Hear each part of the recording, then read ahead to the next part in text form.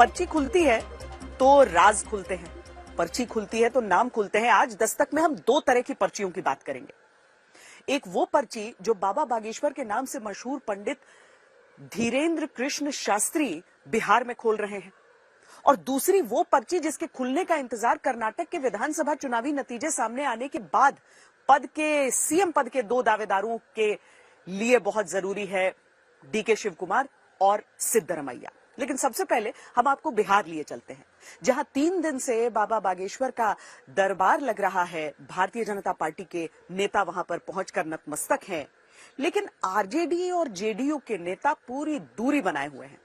तो क्या बाबा के दरबार से जीत हार की पर्ची का रिश्ता भी जुड़ रहा है?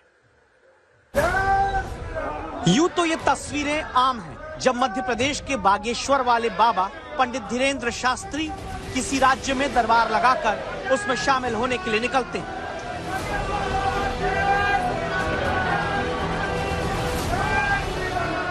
लेकिन जब 300 दिन लोकसभा चुनाव के लिए रह गए हों, तब हिंदू राष्ट्र की मांग मुखर होकर अपने दरबार में लाखों भक्तों के सामने करने वाले पंडित धीरेन्द्र के इस दौरे को ध्यान से देखना जरूरी है।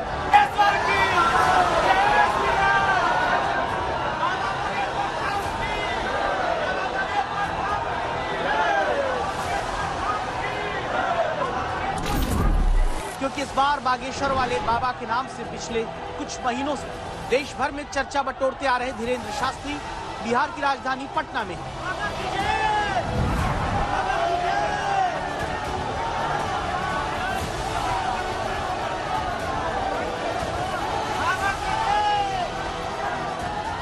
जहां उन्हें एक झलक देखने के लिए ऐसी भीड़ उमड़ती है जैसी ज्यादातर बहुत सारे नेताओं के लिए भी नहीं जुट पाती। पटना में 3 दिन से बागेश्वर बाबा को एक बार देख लेने के नाम पर लोग एक दूसरे पर गिरे जा रहे हैं, लेकिन मोबाइल में कैद करना नहीं भूलते।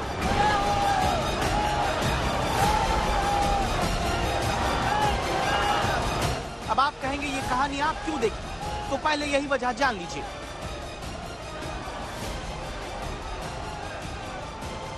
बिहार में लोकसभा की 40 सीट नरेंद्र मोदी के खिलाफ पहली बार नीतीश कुमार और लालू यादव की पार्टी एक साथ होकर लोकसभा चुनाव में उतरने वाली है। बिहार में ज्यादातर पार्टी को वोटर का समर्थन जाति के आधार पर मिलता है। बिहार के हर कोने में एक अलग जाति का वर्चस्व देखा जाता है। तब जातिगत वोट के चक्रव्यूह को तोड़ने का मंत्र धर्म आधारित राजनीति कही जाती है। तो क्या बागेश्वर बाबा के पटना में दरबार लगाने से बिहार में 2024 की सियासी जीत हार की पर्ची खुलने का कोई रिश्ता है? एक बात याद रखना मेरे पागलों, जितने भी दरबार में आज आए हुए हैं बिहार के पागलों, अगर तुम जगह जगह भटकना नहीं चाहते, अगर तुम हर समस्या का समाधान चाहते, कौन कौन ऐसा है जो हर समस्या का समाधान चाहता है? चाहते हो? बोलो हाँ या ना, जोर से बोलो। दरबार प्रांगण के बीच में से ही स्वीकार हुई है नाम अंकित। पंडित धीरेन्द्र शास्त्री यूं तो पर्ची के जरिए भक्तों की शारीरिक, मानसिक, आर्थिक, पारिवारिक समस्या को पहले से भांपकर समाधान देने का दावा करते हैं, लेकिन अब पूछा जा रहा है क्या बीजेपी, क्योंकि अगर 2 लोकसभा चुनावों में आरजेडी और जेडीयू के वोट को जोड़कर बीजेपी से तुलना करें तो हम पाते हैं कि 2014 में नीतीश और लालू की पार्टी का वोट जोड़ने पर 35.90% होता है, जो बीजेपी को मिले 29.4% वोट से ज्यादा है। 2019 लोकसभा चुनाव में भी जेडीयू और आरजेडी के वोट को जोड़े तो ये कुल 29% होता है, जो बीजेपी को तब मिले 23.5% वोट से ज्यादा है। जबकि पहले आरजेडी और जेडीयू साथ नहीं लड़े, और अब अगर लड़ते हैं तो क्या बीजेपी से 5% वोट शेयर ज्यादा इनका रह सकता है? और क्या तब बागेश्वर बाबा का दरबार पटना में लगना एक संयोग है या वोट का नया प्रयोग? हमारे पास है वाईफाई, फिर बाद में कहो गुरुजी हमारी पोल खुल गई नेशनल चैनल पे ठटरी के बरे।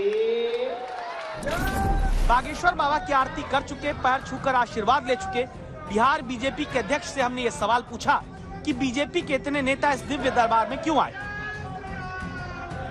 भाजपा के लोग सनातन धर्म के लोग को मानने वाले लोग हैं, हम मानते हैं, आस्था है।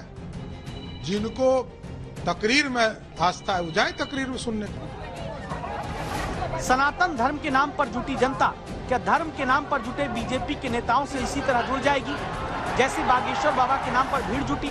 और अगर जुट गई तो क्या बाबा की आस्था के नाम पर जुटे भक्त फिर जाति छोड़ वोटर भी बन जाएंगे? अगर हाँ तो कैसे? और क्या बागेश्वर बाबा के पटना आने से बीजेपी के विरोधियों को भी अपनी वोट की शक्ति खींच जाने का कोई डर है?